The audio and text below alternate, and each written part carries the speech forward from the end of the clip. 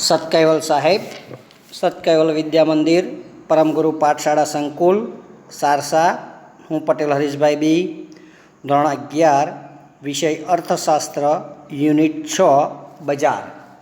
તો બજારની અંદર આપણે બજારનો અર્થ, બજારના ઘટકો એટલે કે લક્ષણો, બજારનું વર્ગીકરણ, પૂર્ણ હરીફાઈના લક્ષણો, ઇજારો, ઇજારાના લક્ષણો, ઇજારાયુક્ત હરીફાઈ, ઇજારાયુક્ત હરીફાઈના લક્ષણો, અલ્પહસ્તક ઇજારો, અલ્પહસ્તક ઇજારાના લક્ષણો, આટલા મુદ્દા આપણે બજારની અંદર આપણે શીખવાના છે.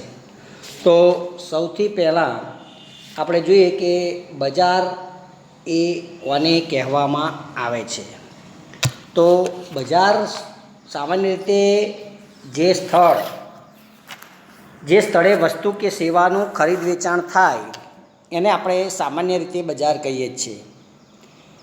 આ બજાર વિશેનો એક ખ્યાલ ભૌગોલિક વિસ્તાર પૂરતો મર્યાદિત છે, પણ અર્થશાસ્ત્રમાં બજારનો ખ્યાલ વિસ્તૃત છે.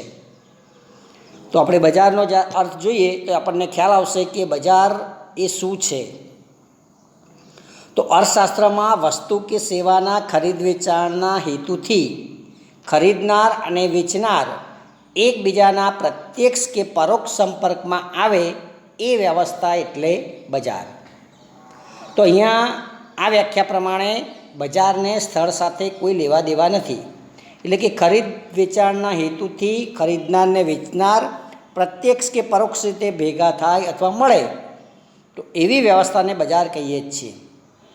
પ્રોફેસર સેમ્યુઅલ્સનના શબ્દોમાં કહીએ તો બજાર એટલે એક એવી કાર્યપ્રણાલી જ્યાં ખરીદનાર અને વેચનાર વસ્તુ અને સેવાની કિંમત અને જથ્થોને નક્કી કરવાના હેતુથી એકબીજાના સંપર્કમાં આવે છે. એટલે ખરીદનાર ને વેચનાર વસ્તુ કે સેવાની કિંમત અને જથ્થો નક્કી કરે છે અને એકબીજાના સંપર્કમાં આવે છે એવા સ્થળને આપણે બજાર કહીશું. એના ઘટકો અથવા તો એના લક્ષણો આપણે જોઈશું એટલે આપણને વિશેષ ખ્યાલ આવે કે બજાર એટલે શું. તો પહેલું છે ખરીદનાર અને વેચનાર. તો બજારમાં વસ્તુ કે સેવાના ખરીદનાર અને વેચનાર હોવા ફરજિયાત છે. એટલે એ તેમના દ્વારા પોતાના અંગત હેતુસર જે વિનિમય કરવામાં આવે છે એને આપણે ખરીદ વેચાણની પ્રક્રિયા કહેવાય છે. અહીંયા વેચનાર પોતાનો નફો મહત્તમ કરવાના ઉદ્દેશ્યથી અને ખરીદનારના વસ્તુમાંથી મળતો સંતોષ મહત્તમ કરવાના હેતુથી આ પ્રક્રિયા જન્મ લે છે. એટલે ખરીદનાર છે એને વસ્તુમાંથી મહત્તમ સંતોષ પ્રાપ્ત થવો જોઈએ અને વેચનારને વસ્તુના વેચવામાંથી મહત્તમ નફો પ્રાપ્ત થવો જોઈએ. આ ઉદ્દેશથી લઈ અને વિનિમયની પ્રક્રિયા એ બે વચ્ચે થતી હોય છે. પછી બીજું છે વસ્તુ કે સેવાઓ. તો બજારમાં માંગ પામતી અને વેચાણ થતી વસ્તુ કે સેવાઓ હોવી જરૂરી છે. એટલે બજારમાં ઉત્પાદક કે વેચનાર પોતાનો નફો મહત્તમ કરવાના આશયથી વસ્તુ કે સેવાઓના વિભિન્ન પ્રકારો તેમજ સ્વરૂપો બહાર પાડે છે અને એ વસ્તુઓ અને સેવાઓ પ્રતિ ખરીદનારને આકર્ષવાનો પ્રયત્ન કરે છે. જ્યારે ખરીદનાર વસ્તુ કે સેવાના ઉપભોગમાંથી પોતાનો સંતોષ મહત્તમ કરવા વસ્તુ અને સેવાઓનું આદર્શ સંયોજન ખરીદે છે. બીજું છે સંપર્ક. તો બજારમાં વસ્તુ કે સેવા ખરીદનાર અને વેચનાર એકબીજાના એક અથવા તો બીજા પ્રકારે એકબીજાના સંપર્કમાં આવે છે. આવો સંપર્ક પ્રત્યક્ષ હોય અથવા તો પરોક્ષ સ્વરૂપનો હોય. વર્તમાન સમયની અંદર ખરીદનાર અને વેચનાર એકબીજાના રૂબરૂ સંપર્કમાં આવે છે અથવા તો જુદી જુદી રીતના પોતે સંપર્કમાં આવે છે. જેમ કે ટેલી શોપિંગ, તો જેમાં વસ્તુ કે સેવાઓ જાત ખરાઈ કરી ટેલિફોન દ્વારા વસ્તુ કે સેવાની ખરીદીનો ઓર્ડર આપી અને ટેલી શોપિંગ કરવામાં આવે છે. ઓનલાઈન શોપિંગ અત્યારે ખૂબ જ એની પ્રચલિત છે કે ઇન્ટરનેટના માધ્યમથી જે તે વસ્તુ કે સેવા ખરીદવાની વેબસાઇટ પર જઈ વસ્તુ અને સેવાની પસંદગી કરે છે. એ મુજબ વસ્તુ કે સેવા ખરીદીનો ઓર્ડર આપે છે અને એ રીતના ખરીદ વેચાણ થાય છે. એટલે વર્તમાન સમયમાં ટેલિશોપિંગ અને ઓનલાઈન શોપિંગ જેવા માધ્યમો દ્વારા વસ્તુ કે સેવા ખરીદનાર અને વેચનાર પરોક્ષપણે એકબીજાના સંપર્કમાં આવી અને વસ્તુનું વેચાણ કરે છે. ત્યાર પછી કિંમત. તો બજારમાં ચોક્કસ સમયે કોઈ એક વસ્તુ કે સેવાની કિંમત નક્કી થયેલી હોવી જોઈએ. એટલે કિંમત નક્કી હોય તો જ વેચનાર અથવા ખરીદનાર નક્કી કરી શકે કે કેટલી કિંમતે ખરીદવું. એટલે બજારમાં વસ્તુ કે સેવાની કિંમત વસ્તુ કે સેવાની માંગ અને એના પુરવઠાના પરિબળો દ્વારા નક્કી થાય છે. અને એ પ્રમાણે બજારમાં વસ્તુ કે સેવાની કિંમત વસ્તુ કે સેવાની ખરીદનારની માંગ અને વસ્તુ કે સેવા વેચનારો દ્વારા અપાતા પુરવઠા દ્વારા નક્કી થાય છે. તો આ રીતના કિંમત એ પણ બજારનું એક અગત્યનું લક્ષણ છે. ત્યાર પછી બજારની સ્થિતિ અંગેની જાણકારી. તો બજારની સ્થિતિ અંગેની જાણકારી વસ્તુ ખરીદનાર અને વેચનારને હોવી જોઈએ. બજારમાં ફુગાવો અથવા તો મંદીની પરિસ્થિતિ હોય અથવા કોઈ કુદરતી કે માનવીય આફત હોય એવા સંજોગોમાં ઉત્પાદન વેચાણ કે ખરીદીના સંદર્ભમાં યોગ્ય સમયે યોગ્ય જથ્થાને અનુસરતા નિર્ણયો આપણે લઈ શકીએ જ છીએ. એટલે બંને પક્ષે બજાર વિશેની માહિતી પ્રાપ્ત થયેલી હોવી જોઈએ. તો આ બજારના કેટલાક ઘટકો કે લક્ષણો છે અને એના આધારે બજાર કોને કહેવાય એ આપણે અહીંયા સમજી શકાય છે. હવે બજારનું વર્ગીકરણ આપણે જોઈએ તો અર્થશાસ્ત્રીઓ બજારનું વર્ગીકરણ જુદા જુદા માપદંડ દ્વારા એના આધારે કરેલું છે. એ અનુસાર સ્થાન આધારિત બજાર, સમય આધારિત બજાર, વસ્તુના સ્વરૂપ આધારિત બજાર, જથ્થા આધારિત બજાર, નિયંત્રણ આધારિત બજાર અને હરીફાઈ આધારિત બજારો એમ જુદા જુદા બજારના વિભિન્ન પ્રકારો છે. જેમાંથી આપણે 3 પ્રકારો અહીંયા અભ્યાસક્રમમાં જોઈશું: સ્થાન આધારિત બજાર, જથ્થા આધારિત બજાર અને હરીફાઈ આધારિત બજાર. તો પહેલાં આપણે જોઈએ સ્થાન આધારિત બજાર. તો સ્થાન આધારિત બજારને એના ભૌગોલિક વિસ્તારને આધારે વિભાજન કરવામાં આવ્યું છે. એમાં 4 પ્રકારના બજારો છે. એક તો સ્થાનિક બજાર. સામાન્ય રીતે વસ્તુ કે સેવાનું જ્યાં ઉત્પાદન થતું હોય ત્યાં જ એનું વેચાણ થતું હોય એવા બજારને સ્થાનિક બજાર કહેવાય. એટલે સ્થાનિક બજાર કોઈ એક ચોક્કસ ગામ કે શહેર પૂરતું સીમિત હોય અથવા એ વિસ્તાર પૂરતું સીમિત હોય. ઉદાહરણ તરીકે માટીના વાસણોનું બજાર છે તો ગામમાં કુંભાર વાસણો બનાવે અને એનું વેચાણ ગામની અંદર જ કરવામાં આવતું હોય છે. તો એને આપણે સ્થાનિક બજાર કહીશું. ત્યાર પછી છે પ્રાદેશિક બજારો. તો જ્યારે વસ્તુ કે સેવાનું ખરીદ વેચાણ કોઈ ચોક્કસ પૂરતું સીમિત હોય ત્યારે એને આપણે પ્રાદેશિક બજાર કહીએ. એટલે એ પ્રદેશ પૂરતું જ સીમિત હોય. એટલે એક રાજ્યમાં આવેલા વિભિન્ન બજારોને આપણે પ્રાદેશિક બજાર કહીશું. આ બજાર એક રાજ્યના જુદા જુદા જિલ્લા સુધી વિસ્તરેલ હોય. દાખલા તરીકે ગુજરાત રાજ્યમાં અમદાવાદ ખાતેના વિભિન્ન બજારો છે, વડોદરા ખાતેના વિભિન્ન બજારો છે, એ પ્રાદેશિક બજારો છે. એ પ્રમાણે દાખલા તરીકે સુરતની ઘારી, તો સુરતના આજુબાજુ પ્રદેશમાં એ ઘારી પ્રખ્યાત છે અને ત્યાં એનું વેચાણ થાય છે.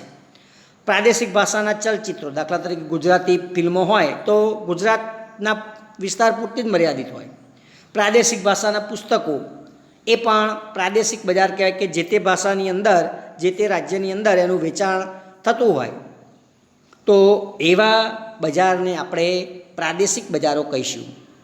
ત્યાર પછી રાષ્ટ્રીય બજાર છે. તો જ્યારે વસ્તુ કે સેવા સમગ્ર રાષ્ટ્રમાં ખરીદ વેચાણ પામતી હોય એવા બજારના કદને રાષ્ટ્રીય બજાર કહેવાય. એટલે કે આખા રાષ્ટ્રમાં એનું ખરીદ વેચાણ થતું હોય. એટલે આ બજાર રાષ્ટ્રના દેશના વિવિધ રાજ્યોમાં વિસ્તાર પામેલું હોય.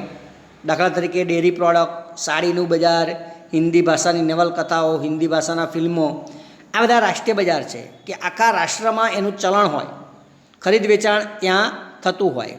તો એવા બજારને આપણે રાષ્ટ્રીય બજાર કહીશું. ત્યાર પછી છે આંતરરાષ્ટ્રીય બજાર. તો આંતરરાષ્ટ્રીય બજાર એ વૈશ્વિક બજાર છે. એટલે આવું બજાર વિશ્વના વિવિધ દેશોના બજારો સુધી વિસ્તારિત હોય. એટલે આવા બજારમાં થતી ખરીદ વેચાણને આપણે આયાત નિકાસ દ્વારા ઓળખીએ છીએ. દાખલા તરીકે અંગ્રેજી પુસ્તકો, મોબાઈલ, ટીવી અને આ બધી વસ્તુઓનું ખરીદ વેચાણ થતું હોય, યંત્રો સામગ્રીને બધું, તો એ આંતરરાષ્ટ્રીય બજાર છે. તો બજારોનું જે આ વર્ગીકરણ છે એ ભૌગોલિક રીતે જડ રહ્યું નથી, કારણ કે વૈજ્ઞાનિક શોધખોળો, વાહન વ્યવહાર, સંદેશા વ્યવહારની સગવડતાઓ, ફ્રીજ, કોલ્ડ સ્ટોરેજની સગવડતા, આના કારણે બજારના વર્ગીકરણમાં ફેરફાર થયો છે.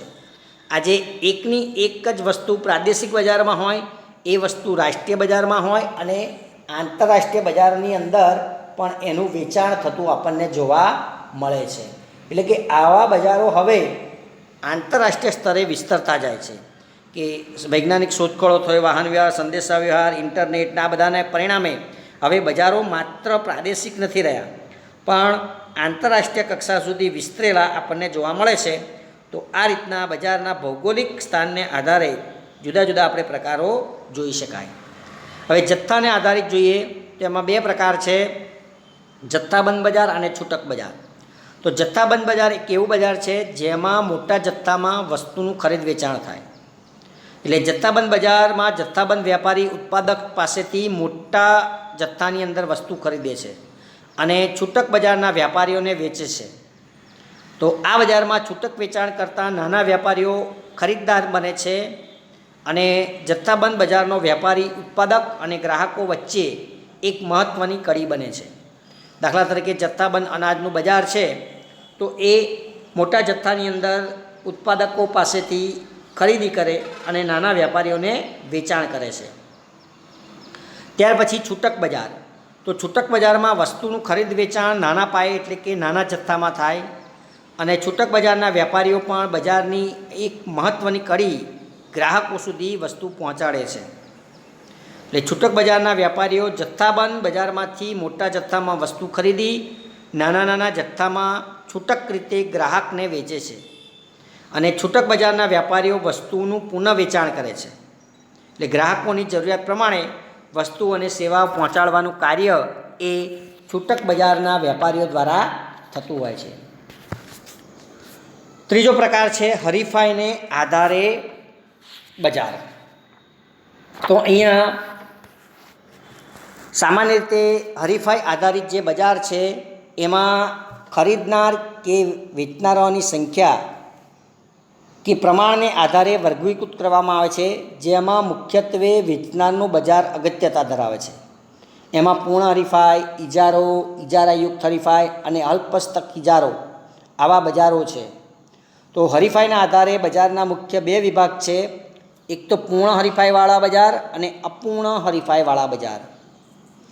તો અહીંયા જોઈએ કે પૂર્ણ હરીફાઈવાળા બજારની અંદર કોઈ પણ પ્રકાર નથી, પણ અપૂર્ણ હરીફાઈવાળા બજારની અંદર ઇજારો, ઇજારાયુક્ત હરીફાઈ અને અલ્પસ્તક ઇજારો આ પ્રકારના આપણને પ્રકારો જોવા મળે છે. તો પહેલાં સૌથી આપણે પૂર્ણ હરીફાઈ વિશે જોઈએ. Perfect competition. પૂર્ણ હરીફાઈવાળું બજાર એક આદર્શ બજાર છે, પરંતુ એ માત્ર એક સૈદ્ધાંતિક શક્યતા છે.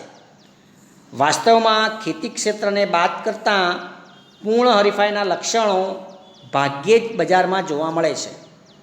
એટલે પૂર્ણ હરીફાઈવાળા બજારની તમામ શરતો એકસાથે ભાગ્યે જ જોવા મળે છે. પરંતુ અર્થશાસ્ત્રની અંદર પૂર્ણ હરીફાઈવાળા બજારનો અભ્યાસ ખૂબ અગત્યનો છે, કારણ કે આ અભ્યાસને આધારે બજારની મોટાભાગની લાક્ષણિકતાઓ કે શરતોથી પેઢીની વર્તણૂક આપણે સમજી શકીએ છીએ. એ ઉપરાંત ઇજારો, ઇજારાયુક્ત હરીફાઈ અને અલ્પસ્તક ઇજારાવાળા બજારો એ પણ સમજવામાં આપણને ઉપયોગી થાય છે. એટલે પૂર્ણ હરીફાઈવાળું બજાર વાસ્તવમાં ખાસ જોવા મળતું નથી. એની વ્યાખ્યાઓ આપણે જોઈએ તો શ્રીમતી જ્હોન રોબિન્સનના મતે પૂર્ણ હરીફાઈ ત્યાં અસ્તિત્વ ધરાવે છે જ્યાં ઉત્પાદકની ઉત્પાદિત વસ્તુની માંગ સંપૂર્ણ મૂલ્ય સાપેક્ષ હોય છે. પ્રોફેસર લિપ્ટવિચના મતે પૂર્ણ હરીફાઈ એક એવી બજાર વ્યવસ્થા છે જેમાં બજાર કિંમતને અસર પહોંચાડી શકે એટલી મોટી પેઢી સમગ્ર બજારમાં ન હોવા સાથે ઘણી પેઢીઓ સમાન ગુણી વસ્તુનું વેચાણ કરે છે.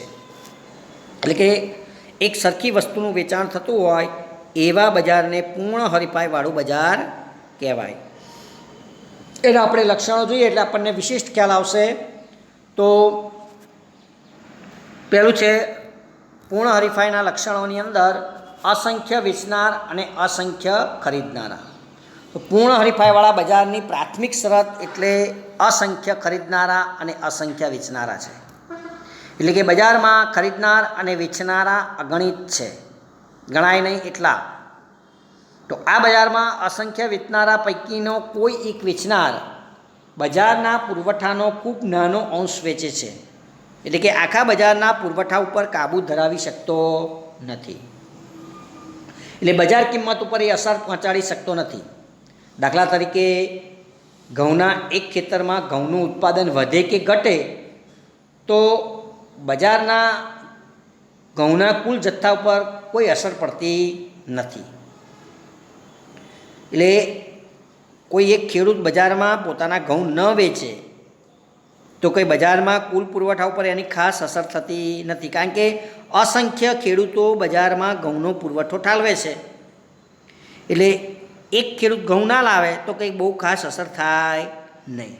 જેમ તહેવારોમાં આપણે ઉપયોગમાં લેવાતા નાના નાના બલ્બની હારમાળાઓ છે, સિરીજો, એમાંથી એક ગોળો પ્રજ્વલિત ના થાય કે ન સળગે તો એના કુલ પ્રકાશ ઉપર કોઈ ખાસ અસર પાડી શકતો નથી. એવી રીતના વેચનાર આ બજારનો ખૂબ નાનકડો ભાગ છે. એટલે કોઈ એક વેચનાર જો વસ્તુનું વેચાણ ન કરે તો કંઈ એ વસ્તુની કિંમત પર પોતાનો પ્રભાવ પાડી શકતો નથી. એટલે પુરવઠા ઉપર પણ પ્રભાવ નથી પાડી શકતો અને કિંમત પર પણ પ્રભાવ પાડી શકતો નથી. એટલે અસંખ્ય વેચનારા છે, એક ના વેચે તો બીજો વેચશે.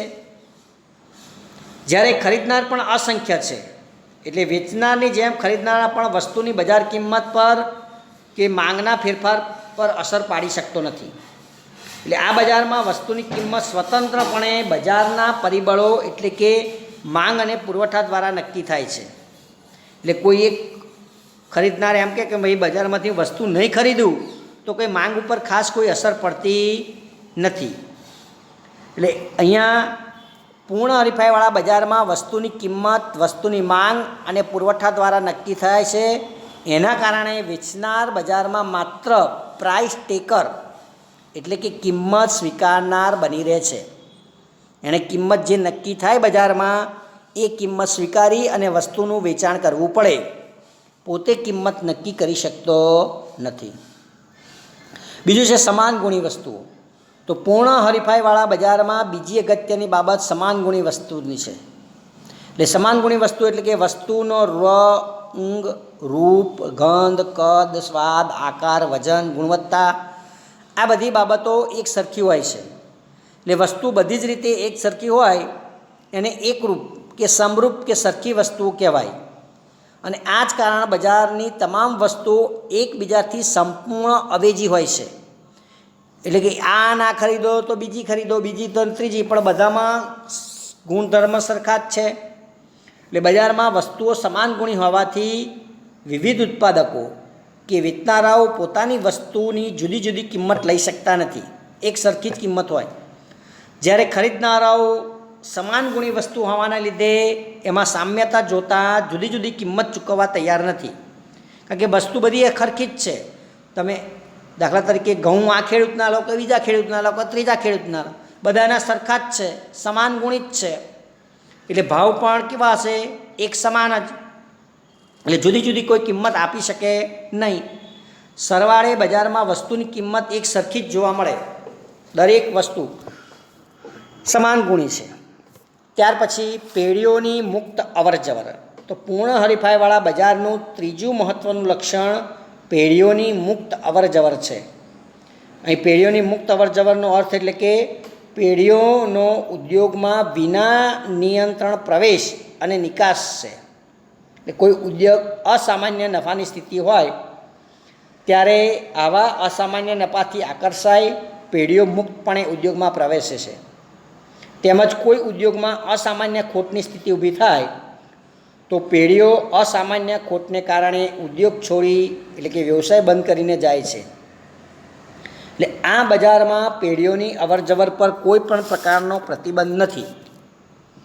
એટલે પૂર્ણ હરીફાઈવાળા બજારમાં પેઢીઓની મુક્ત અવરજવર માત્ર ટૂંકા ગાળામાં જોવા મળે છે એટલે કે પેઢીઓ ટૂંકા ગાળામાં ઉદ્યોગના નફાથી આકર્ષાય પ્રવેશ કરે છે અથવા ખોટના કારણે પેઢી ઉદ્યોગ છોડીને જાય છે. પણ લાંબે ગાળે જ્યારે પૂર્ણ હરીફાઈ વાળું બજાર સામાન્ય નફાની સ્થિતિ હાંસલ કરે ત્યારે પેઢીઓની ઉદ્યોગોમાં અવરજવર આપોઆપ બંધ થઈ જાય. કારણ કે ઉદ્યોગ સામાન્ય સ્થિતિએ પહોંચે ત્યારે આવા ઉદ્યોગોમાં પ્રવેશવા માટેનું આકર્ષણ રહેતું નથી અને એના કારણે પેઢીઓ ઉદ્યોગોનો પ્રવેશ બંધ કરે છે.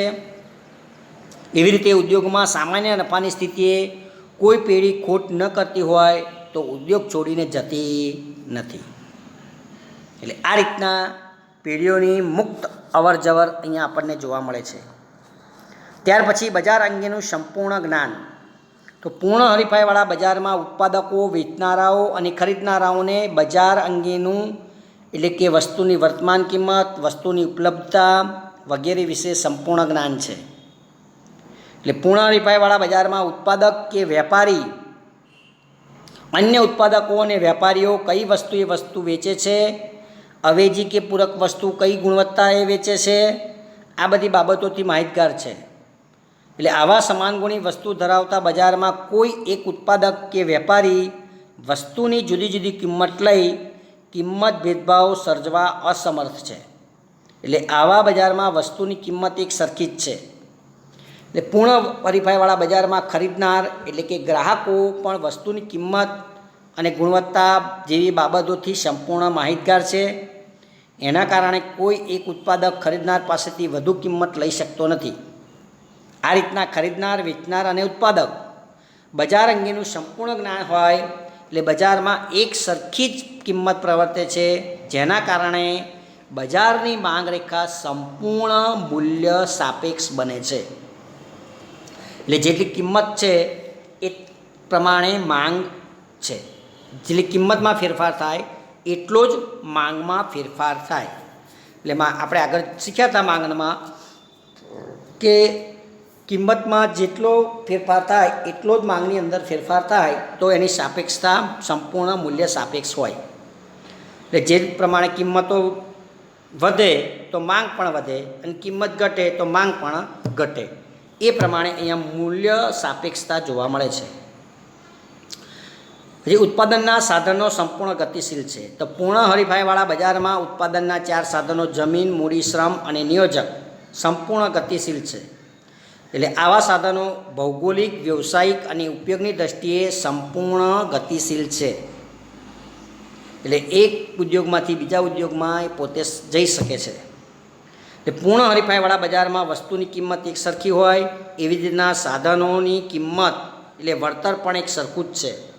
કારણ કે ઉત્પાદનના સાધનો સંપૂર્ણ ગતિશીલ છે એટલે ઓછા વળતરથી વધુ વળતર તરફ સ્થળાંતર પામે છે અને વારંવાર થતા સ્થળાંતરને ટાળવા પેઢીઓ એક સમાન વળતર આપવાની ફરજ પડતી હોય છે.